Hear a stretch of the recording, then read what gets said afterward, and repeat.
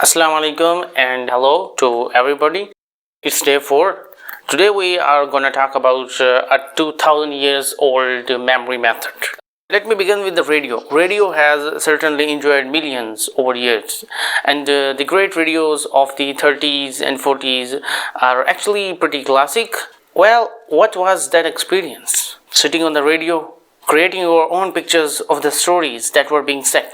I bet everyone had different images of the characters, what they looked like, what they wore.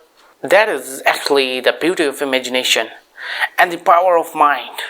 I want to tell you that our mind thinks in pictures, and he is great in that. Imagine this. A huge lemon is sitting on the table in front of you. Can you see it? It is the size of the grapefruit. Take your right hand and visualize yourself cutting down the middle of that lemon. See the juice oozing out all over the table. Sitting on the table are the two halves of the lemon. Pick up one piece of lemon and hold that half up to your nose. Do you smell the lemon? Is the moisture from the lemon getting your nose wet? Now, with hands holding the lemon against your mouth, open your mouth as wide as you can and think of a meat of that lemon in your mouth. Bite down the lemon and let the juice drip down to your face. Did you salivate? Did your mouth squeeze up into a bitter expression? Ew.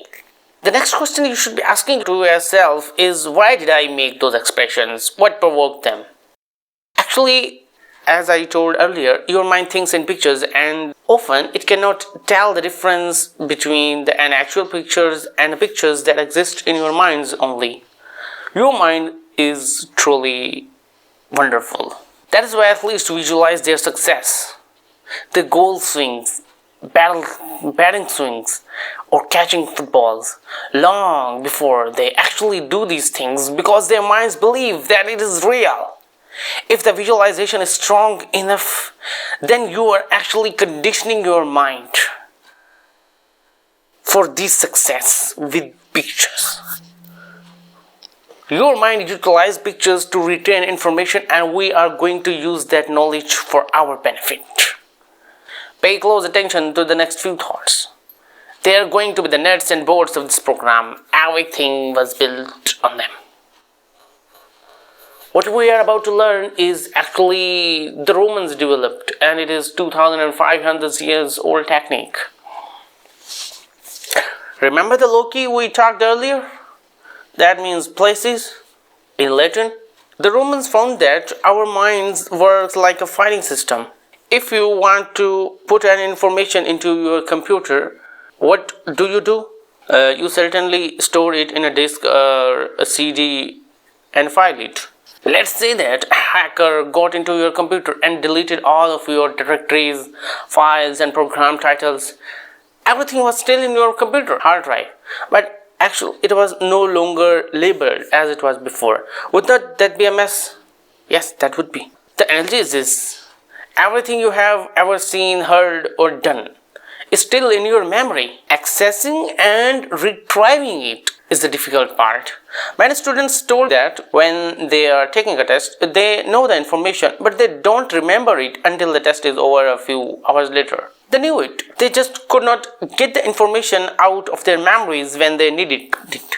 This will happen with the business professionals when they leave out a part of their presentation and then recall it when the meeting is over. The stress is gone and your mind is freed up to bring it back. Unfortunately, it is obviously too late then. So, just like the computers, the information is in there. It's finding it when you need it, and that is a big problem. And I am here to solve that problem. The systems the Romans developed allows you to create files and directories in your mind and stores the information in those files. Sounds pretty cool, isn't it? Yeah, that's cool. Remember, I told you to listen closely because the next part will be the nuts and bolts of the whole session. The Romans discovered that you need 5 things to remember: facts, poems, scriptures, names, faces.